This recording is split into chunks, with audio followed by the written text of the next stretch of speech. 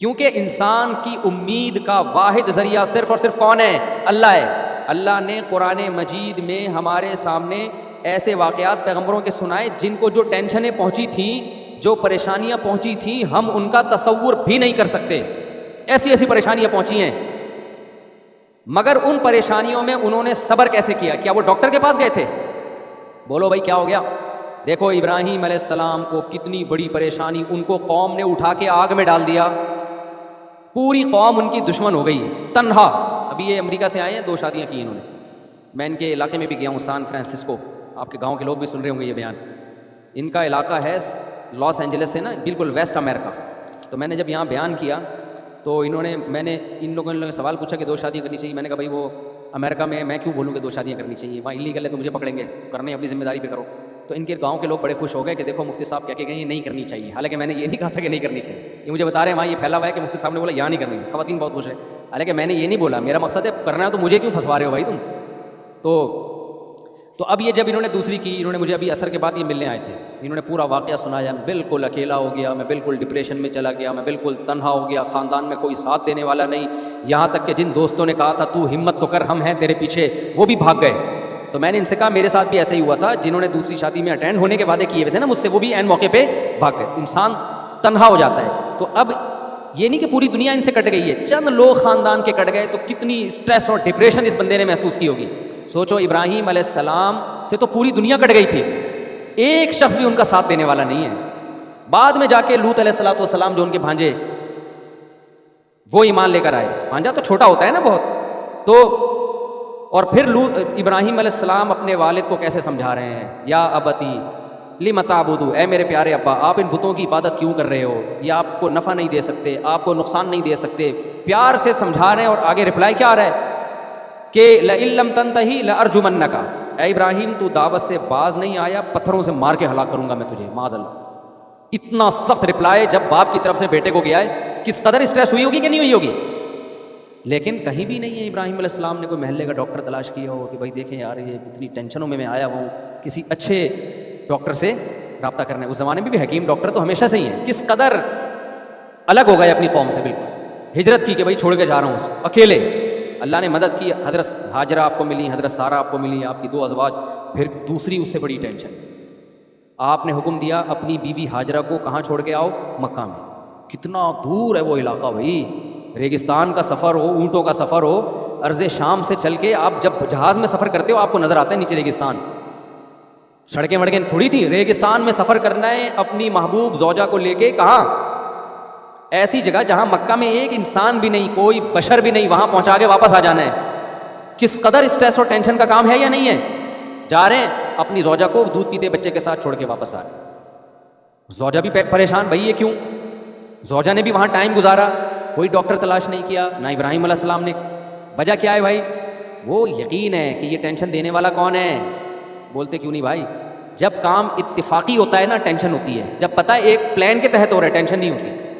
اس کی میں ایک مثال دیتا ہوں۔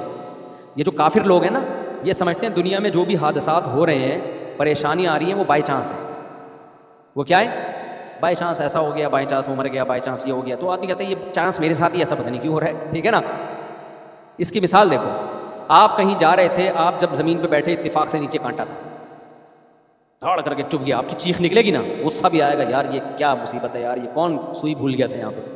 لیکن ایک پلان کے تحت جب سوئی چبھ ہوئی جاتی ہے، ڈاکٹر جب چبھ ہوتا ہے تو ویسی چیخ بولو نہیں نکلتی، بلکہ انسان اپنی چیخ پہ کیا کرتا ہے؟ کنٹرول۔ بلکہ ڈاکٹر بھی کہتا ہے کنٹرول، یہ خود نہیں لگ رہی ہے، باقاعدہ میں لگا رہا ہوں۔ آپ کو تسلی بھی ہوتی ہے یار یہ ڈاکٹر ہے، یہ میرا خیر خواہ ہے، یہ میرے فائدے کے لیے ٹیکا لگا رہا ہے۔ مسلمان کو یہ پتہ ہوتا ہے کہ جو پریشانیاں میرے اوپر آ رہی ہیں بائی چانس نہیں آ رہی ہیں، یہ پریشانیاں کون دے رہا ہے؟ اللہ۔ اور اللہ ظالم نہیں ہے، اللہ میرا خیر خواہ ہے، یہ خود بخود نہیں آ رہی، وہ دے رہا ہے مجھے آزمانے کے لیے، مجھے بنانے کے لیے، میرے گناہ معاف کرنے کے لیے، میرے درجات بلند کرنے کے لیے۔ یہ دنیا دارالامتحان ہے، یہ آزمائش کی جگہ ہے، یہ پیڑے کھانے کی جگہ نہیں ہے۔ یہ وہ جذبہ ہے جو کافر کے پاس نہیں ہوتا۔ سمجھتے ہو کہ نہیں سمجھتے؟ کافر اس بہت بڑی نعمت سے محروم ہے، اس کو پتہ ہی نہیں۔ لہذا ان کے ڈاکٹر بھی جب پریشان ہوتے ہیں نا تو بھی ڈپریشن میں جاتے ہیں، نیند کی گولیاں کھا کھا کے سوتے رہیں گے، وہ ایک الگ بات ہے، وہ بھی ٹینشن میں جاتے ہیں۔ ابراہیم علیہ السلام کو دیکھ لو، حضرت ہاجرہ نے جب پوچھا نا ابراہیم علیہ السلام سے آپ مجھے یہاں کیوں چھوڑ کے جا رہے ہیں، تو انہوں نے فرمایا اللہ کا حکم ہے. فرمایا اس بخاری کی حدیث ہے اذا لا یضیعنا، اگر یہ اللہ کا آرڈر ہے پھر اللہ ہمیں کبھی بھی ضائع نہیں کرے گا. جب اللہ کی طرف سے کوئی پریشانی آتی ہے تو اللہ نقصان پہنچانے کے لیے وہ پریشانی نہیں دے رہا ہوتا. یعقوب علیہ السلام کو دیکھ لو، قرآن میں واقعات بھرے ہوئے. یونس علیہ السلام مچھلی کے پیٹ میں گئے، وہاں انہوں نے اللہ کو یاد کیا. تو میرے بھائی جس کی زندگی میں اللہ ان ہوگا اس کی زندگی ڈپریشن اور پریشانیوں سے پاک ہوگی.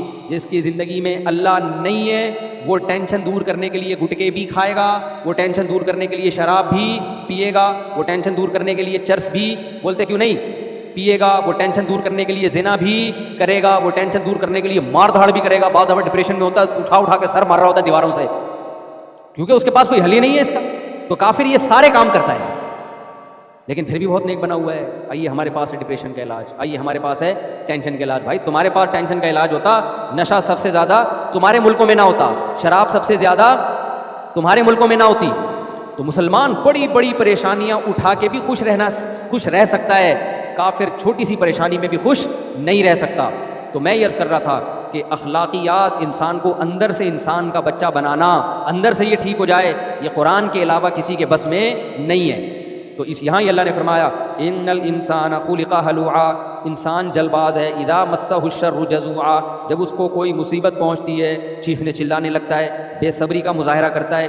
واذا مسہ الخیر منوعا، جب خوشی پہنچتی ہے اترانے لگتا ہے، کنجوس بن جاتا ہے. تو آگے اللہ نے کیا فرمایا الا المصلین، فرمایا کچھ بندے ایسے ہیں جو مجھ پر اعتماد اور توکل کرتے ہیں، میں ان کی زندگی میں ان ہوں. تو جس کی زندگی میں اللہ ہے اسے یقین ہے کہ پریشانی کون دے رہا ہے؟ اللہ. دور کون کرے گا؟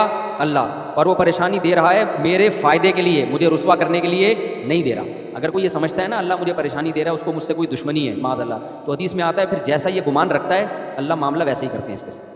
کتنے لوگ میرے پاس آتے ہیں مجھے کہتے ہیں یار مفتی صاحب ایک پریشانی کے بعد دوسری کے بعد تیسری، پتہ نہیں اللہ کو میں ہی ملا ہوں. یہ جو الفاظ آپ منہ سے نکال رہے ہو نا، تو حدیث میں آتا ہے اللہ تعالیٰ فرماتے ہیں انا عند ظن عبدی بی، کہ میرا بندہ میرے بارے میں جو گمان کرے گا میں پھر ویسا ہی ہوں اس کے ساتھ. اگر بندہ یہ سمجھے یار یہ پریشانیاں در پریشانیاں آ رہی ہیں بس اللہ کی طرف سے مجھے صبر کرنا چاہیے، تو ان پریشانیوں کو اللہ اس کے حق میں نعمت بنا دیتے ہیں. اور اگر وہ یہ سمجھتا ہے یہ پریشانیاں اللہ کی طرف سے مجھے نقصان پہنچانے کے لیے اللہ کو میں ہی ملاؤں، تو پھر اللہ ان پریشانیوں کو اس کے لیے نعمت کے بجائے عذاب بنا دیتے ہیں. نبی صلی اللہ علیہ وسلم نے فرمایا کہ آپ صلی اللہ علیہ وسلم نے ایک بوڑھے کے پاس گئے، وہ شدید بخار میں تھا. آپ نے فرمایا طہور انشاءاللہ، یہ بخار تمہارے گناہوں کے معاف کرنے کا ذریعہ بنے گا.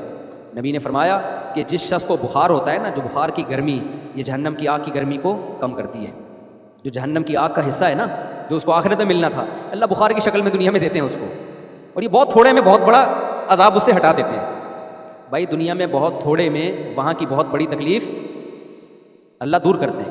یہاں بہت تھوڑا ہوگا وہاں بہت زیادہ ہوگا، اللہ کہتے ہیں وہاں کے بجائے یہاں تھوڑا دے دو تاکہ وہاں کے زیادہ سے بچ جائے. تو بوڑھا بخار میں تھا، آپ صلی اللہ علیہ وسلم نے فرمایا کہ اللہ کی طرف سے یہ معافی کا ذریعہ ہے. وہ بخار میں اس کو غصہ، اس نے کہا یہ مغفرت نہیں ہے، یہ بڈھے پہ عذاب مسلط ہوا ہے. اس طرح کے الفاظ انہوں نے کہا نہیں بوڑھے پہ کیا ہے، یہ ایک عذاب ہے. تو آپ نے فرمایا ابھی عذاب ہی ہے. تمہاری اگر نیت یہ ہے کہ اللہ عذاب دے رہا ہے تو پھر اب یہ کیا ہے، اب یہ اللہ کی طرف سے